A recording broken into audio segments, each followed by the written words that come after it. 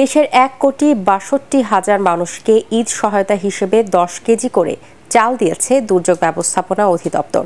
সংস্থাটির মহাপরিচালক মোহাম্মদ মিজানুর রহমান বলেন, প্রধানমন্ত্রী শেখ হাসিনার নির্দেশ অনুসারে সুষ্ঠু পরিকল্পনার মাধ্যমে উপযুক্ত ভিজিএফ কার্ডধারীদের কাছে এই সহায়তা পৌঁছে দেওয়া হয়েছে।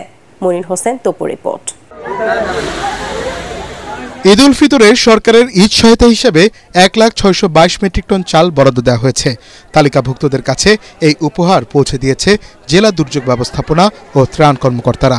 স্থানীয় জনপ্রতিনিধিদের তত্ত্বাবধানে এই কার্যক্রম পরিচালনা করা হয়। সরকারের এই বিজিএফ কার্যক্রমের মাধ্যমে একদিকে যেমন সাধারণ গরিব মানুষের দুর্যোগে ঝুঁকি হ্রাস হচ্ছে, ঠিক আরেকদিকে স্বাভাবিক জীবন মানে তাদের উন্নয়ন হবে এবং কোনো রকম হতাশা ছাড়া সামনের এই ঈদটা পালন করতে পারবে বলে আমরা বিশ্বাস করি।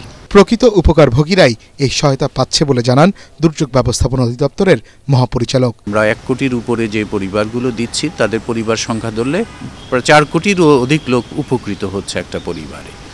তো সব মিলে সরকারের এই কার্যক্রম জনকল্যাণে, বর্তমান সরকার কল্যাণমুখী এবং সাধারণ মানুষের কথা চিন্তা করে প্রতি বছরের ন্যায় এবারও দিচ্ছে এই ঈদে এবং আগামী কোরবানির ঈদেও আমরা দিই। মাঠ পর্যায়ের উপজেলা নির্বাহী অফিসার এবং জেলা প্রশাসকের নেতৃত্বে সুন্দরভাবে বিতরণ হচ্ছে।